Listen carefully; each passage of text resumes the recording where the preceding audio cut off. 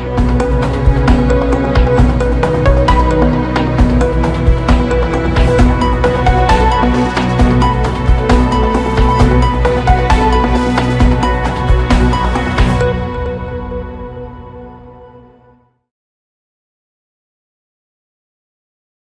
आप लोगों ने सभी लोगों ने यहाँ पे लोकतंत्र सुरक्षा पार्टी में विलय कर दिया है, लेकिन सर आने वाले चुनाव जो आप लोकसभा के चुनाव आ रहे हैं और मध्य प्रदेश राजस्थान में चुनाव है, तो उन चुनावों में सर आप लोगों की क्या रणनीति रहेगी, किस मुद्दों के साथ चुनाव में जाएंगे और क्या आगे अपनी अलग आपकी जो रहेंगी मांगे उनके लिए आप जनता से संवाद करेंगे?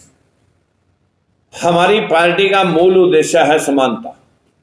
जिसकी जैसी संख्या भारी वैसी उसकी हिस्सेदारी। इसी भागीदारी के तहत हम शासन प्रशासन और सिस्टम के अंदर भागीदारी चाहते हैं, लेकिन भागीदारी मांगने से अभी तक किसी ने दी नहीं। इसी व्यवस्था के तहत हम सभी राजनीतिक दलों ने इकट्ठे होकर के लोकतंत्र सुरक्षा पार्टी के माध्यम से इस लोकतंत्र की हिफाजत करनी है, इसकी सुरक्षा करनी है, जो अभी तक लागू ही नहीं हुआ। देश के अंदर जो संविधान बाबा साहब भीमराव अंबेडकर जी ने लिखा था, वो संविधान तो लोगों ने तोड़ मरोड़ करके अपने हितों के मुफाद के लिए जो है सिस्टम बैठा रखा है। पूरे देश में 25 हाई कोर्ट, एक सुप्रीम कोर्ट, बैकवर्ड का एक भी जज नहीं है और शेड्यूल कास्ट के भी 3% है। यही हाल यूनिवर्सिटियों में है, 5% हिस्सेदारी सिर्फ शेड्यूल कास्ट की है, बैकवर्ड की 0 है। देश के अंदर क्या है 800 के करीब MP बढ़ते हैं, जिनके 52% आबादी है, उनके 400 जिनके बढ़ने चाहिए तो उनके 100 बढ़ते हैं। वो भी गुलाम, जो बड़ी पार्टियों की गुलामी करके अपने लोगों के हितों को बेचते हैं, वोट उनकी दिलवाते हैं और जी हजूरी वहां करके अपनी रोटियां सेकते हैं। समाज के और उस वर्ग के जिससे वोट लिए उन्होंने कोई बात कहने की क्षमता उनमें नहीं है। यही व्यवस्था हम देखते हैं। आज मीडिया भी कहीं ना कहीं चुप हो गया है। कमजोर व्यक्ति की आवाज उठाने के लिए हम कल ही इस व्यवस्था के लिए चाहते थे कि लुटियन जोन में एक प्रेस कॉन्फ्रेंस की जाए, लेकिन वहां के खर्चे हमें जब पता लगा, फिर हमने पूछा भाई चलो खर्चा भी कर दें, तो क्या छप जाएगी हमारी बात? बोले छपने की कोई गारंटी नहीं। तो फिर हम किस बात के लिए मतलब जी हजूरी करें? हमें लगा कि हमारे ये जो भाई यूट्यूबर्स हैं या छोटे मोटे चैनल चलाते हैं, हम उनका आपका सहारा लेकर के हम अपनी बात जनता तक पहुंचाना चाहते हैं कि देश के अंदर सबके वोट, सबके अधिकार बराबर हैं। कोई जाति, धर्म, लिंग भेद, जन्म स्थान के आधार पर ना कोई नीचा है ना ऊंचा है। लेकिन व्यवस्था तो यहाँ मनुवाद की वजह से इस देश में धर्म का धंधा, हिंदू मुसलमान का धंधा, अमीरी गरीबी, भ्रष्टाचार या महंगाई इस देश के या किसान की बदहाल, ये कोई मुद्दे देश में नहीं है। मुद्दे अगर हैं तो हिंदू मुसलमान के हैं, राम मंदिर के हैं, या एक दूसरे को लेट डाउन करके बड़ी बड़ी कारपोरेट घरानों को पाल करके उनसे छोटे लोगों को 5 किलो दाने देने के हैं कि जनता इतनी त्रस्त हो जाए कि वो सिर्फ अपनी भूख मिटाने के अलावा कुछ बात सवाल हमसे ना कर सके। इस व्यवस्था को हम यहीं क्लोज करके देश के उन भाइयों को इंसाफ दिलाने के लिए, संकल्प लेने के लिए आज माता सावित्रीबाई फुले, महात्मा ज्योतिबा फुले ट्रस्ट के अंदर बैठ करके एक संकल्प लेते हैं, हल्फ लेते हैं कि जब तक हम इंसाफ उन लोगों को ना दिलवा दें, अपना एक कदम भी हम रुकने नहीं देंगे और खून के आखिरी कतरे और आखिरी सांस तक हम इस लड़ाई को लड़ेंगे। विश्वास कैसे दिलवाएंगे? तमाम 88% से ज्यादा है बहुजन आज देश के अंदर, और उनके नेता हमेशा ये बात कही जाती है और उनका शोषण होता है।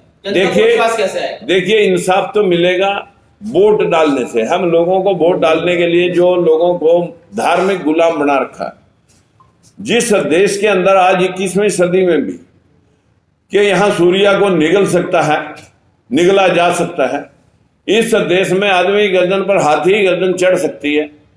इस देश के अंदर जमीन में से बच्चे निकल सकते हैं, जैसे मिट्टी पत्थर निकलता है ऐसे ही बच्चे भी जमीन में से निकल सकते हैं। कूसा से, मैल से बच्चे बढ़ सकते हैं।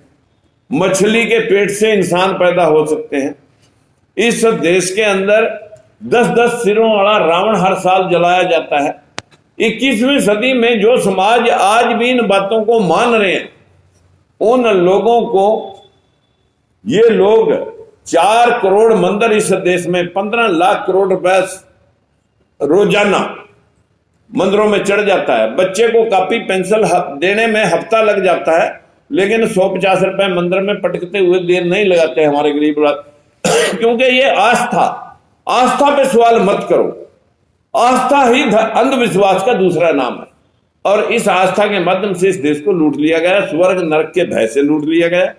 हम इनको जागृत करेंगे, जागृत करके इनको रास्ता दिखाएंगे। फूलेवाद, अम्बेडकरवाद, गुलामगिरी और पेरियार रामास्वामी, गाडगे साहब, बहुत सारे महापुरुषों ने, कबीरदास, रविदास, गुरु नानक देव, सभी ने मूर्ति पूजा का खंडन करके इस देश को यहां तक पहुंचाने के लिए, अगर कोई हम महापुरुष हमारे बीच में आए तो वो इन महापुरुषों ने अंधविश्वास का चीरहरण किया। गौतम बुद्ध से लेकर के आज तक बहुत सारे महापुरुष आए।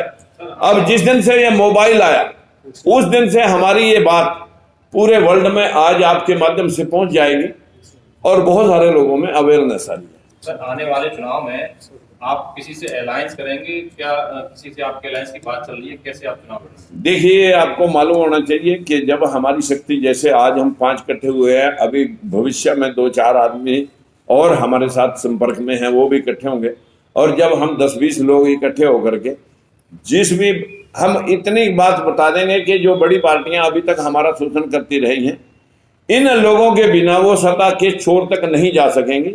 और हम लोगों को हिस्सा दिलवाने के लिए किसी भी बात को लेकर के जो टर्म एंड कंडीशन, जो विचारधारा है, उसके साथ समझौता ना करके विचारधारा के मुताबिक, तो आज कांग्रेस जो सबसे पहले विरोध किया करती थी जातिगत जनगणना का, आज उनके सर्वोपरि भी राहुल गांधी भी कह रहा है कि जातिगत जनगणना होनी चाहिए और बैकवर्ड को और शेड्यूल कास्ट को, SC/ST को उनका हिस्सा मिलना चाहिए, उनकी संख्या के अनुपात में मिलना चाहिए।